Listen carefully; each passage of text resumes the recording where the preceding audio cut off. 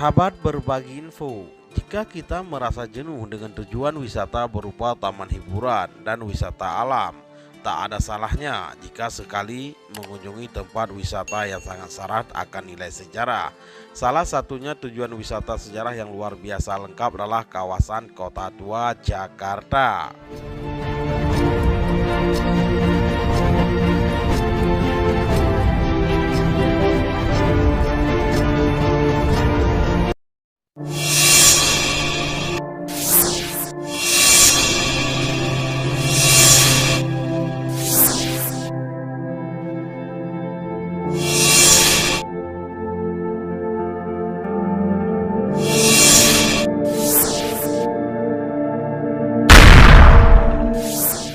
Tahun 1526, Fathahilah dikirim oleh Kesultanan Demak menyerang pelabuhan Sunda Kelapa milik Kerajaan Pajajaran.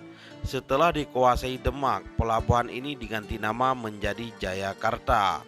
Tahun 1619, pasukan Fok di bawah komando Jan Peterson menghancurkan Jayakarta setelah dikuasai Fok tahun 1620, membangun kota baru bernama Batavia.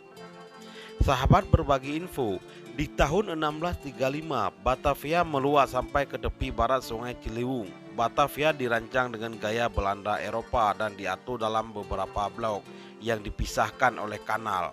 Batavia selesai dibangun pada tahun 1650 dan kemudian difungsikan sebagai kantor pusat Fok di Hindia Timur. Pada era Perang Dunia II saat pendudukan Jepang tahun 1942, Batavia diganti nama menjadi Jakarta dan menjadi ibu kota Indonesia sampai saat ini. Tahun 1972, Gubernur Ali Sadikin mengeluarkan keputusan gubernur menjadi kota tua sekaligus situs warisan. Hal ini dilakukan untuk melindungi sejarah arsitektur di kawasan itu. Berbicara kota tua, jika kita berbicara kota tua, maka kita juga tidak luput pesan Bang Ipul. Beliau merupakan salah satu anak Aceh dirayu yang udah menetap puluhan tahun di Jakarta dan terus menjaga dan mengajak semua wisata agar selalu menjaga kebersihan kota tua. Banyak hal tentang Bang Ipul sampai beliau membentuk komunitas Sakata, yaitu Sahabat Kota Tua, dan menciptakan lagu-lagu populer dan adegan perfilman dengan Sakata karena terinspirasi dari para pejuang zaman dahulu di Kota Tua.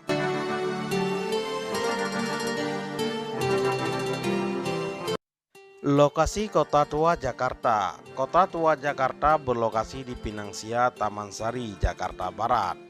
Transportasi menuju Kota Tua Jakarta. Cara terbaik untuk mencapai Kota Tua adalah menggunakan KRL dari arah manapun. Seluruh rute KRL dapat mencapai lokasi ini. Saat membeli tiket KRL, stasiun tujuan yang didaftarkan adalah stasiun Jakarta Kota. Dari stasiun ini jarak ke Taman Fathahilah yang merupakan sport center Kota Tua Jakarta hanya berjarak 200 meter saja.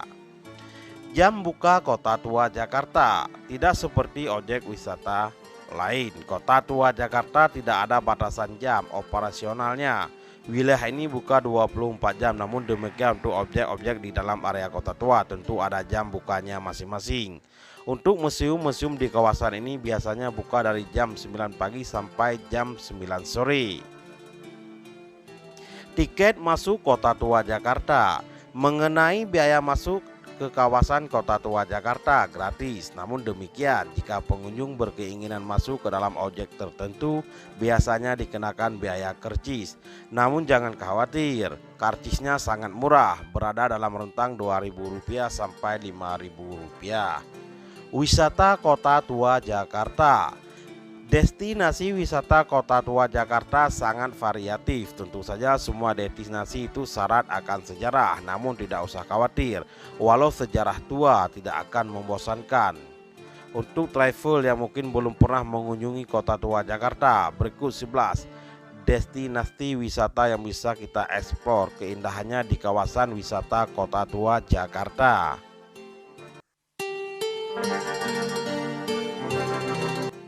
Yang pertama, Art Track Kota Tua Jakarta. Sahabat berbagi info, saat kita berjalan-jalan di Kota Tua, kita akan menemukan suasana unik, yaitu art track, pertunjukan seniman jalanan. Dalam bahasa lebih umum mungkin kita mengenalnya dengan nama pengamen, namun jika di kota lain pengamen hanya bernyanyi.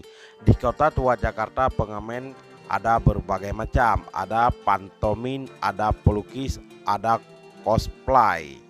Di antara semuanya tentu cosplay yang paling menarik. Pengunjung bisa minta foto bareng dengan berbagai gaya. Jadi seperti foto bareng patung tokoh sejarah, namun patungnya bisa berganti-ganti gaya. Yang kedua, Museum Fathahillah.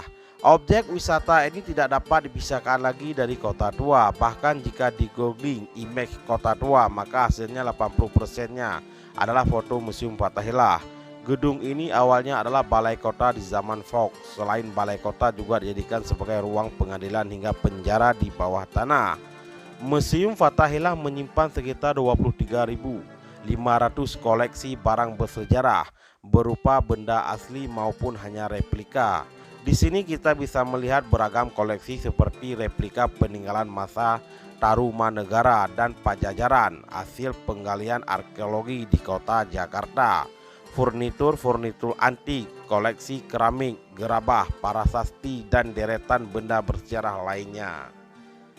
Ketiga, Museum Bank Indonesia. Gedung ini awalnya dibangun sebagai rumah sakit bernama Binen Hospital. Pada tahun 1828 dialihfungsikan menjadi bank dengan nama DGFase Bank atau DGB. Kemudian yang keempat yaitu stasiun kereta api. Selain sebagai stasiun tujuan KRL para pengunjung kota tua Jakarta, stasiun kota juga merupakan objek wisata tersendiri. Di stasiun ini pengunjung dapat merasakan suasana yang berbeda dibandingkan stasiun-stasiun pada umumnya. Hal ini dikarenakan bangunan yang antik dan bergayanya tempo dulu. Stasiun kereta api ini tepatnya dibangun pada tahun 1929 dan diresmikan langsung oleh Gubernur Jenderal. Saat itu bangunan stasiun ini masuk ke dalam cagar budaya yang dilindungi kelestariannya. Yang kelima, Pelabuhan Sunda Kelapa. Tujuan wisata khas lainnya yang dapat dikunjungi selama jalan-jalan di kota tua Jakarta adalah Pelabuhan Sunda Kelapa. Dahulu pelabuhan ini menjadikan tempat persinggahan kapal-kapal asing mulai sekitar abad ke-5. Pelabuhan ini dijadikan sebagai pelabuhan untuk kegiatan berdagang. Meskipun saat ini kegiatan tidak seramai ketika Pelabuhan Sunda Kelapa masih berjaya, namun masih banyak wisatawan yang datang berkunjung untuk melihat kegiatan kapal pinisi yang merupakan kapal angkut perdagangan di Indonesia. Pelabuhan ini dibuka setiap hari dengan tiket 2.500 per orang dan untuk parkir mobil Rp4.000.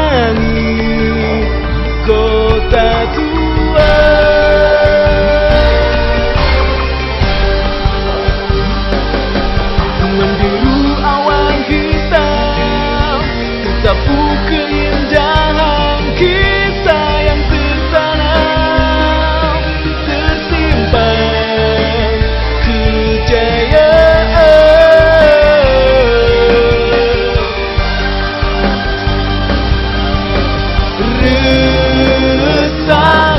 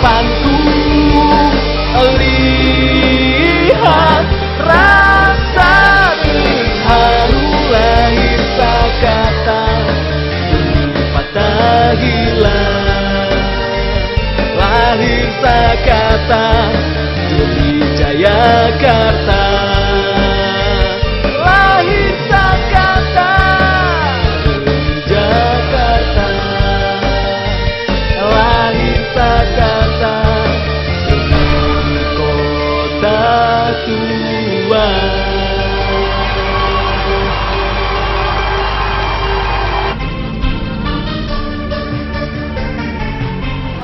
Ya, kita juga ikut merawat, bukan berarti harus buang sampah sembarangan sebagai pengunjung. Terjaga aja, terjaga aja. Setelah tarikan lah, seperti kita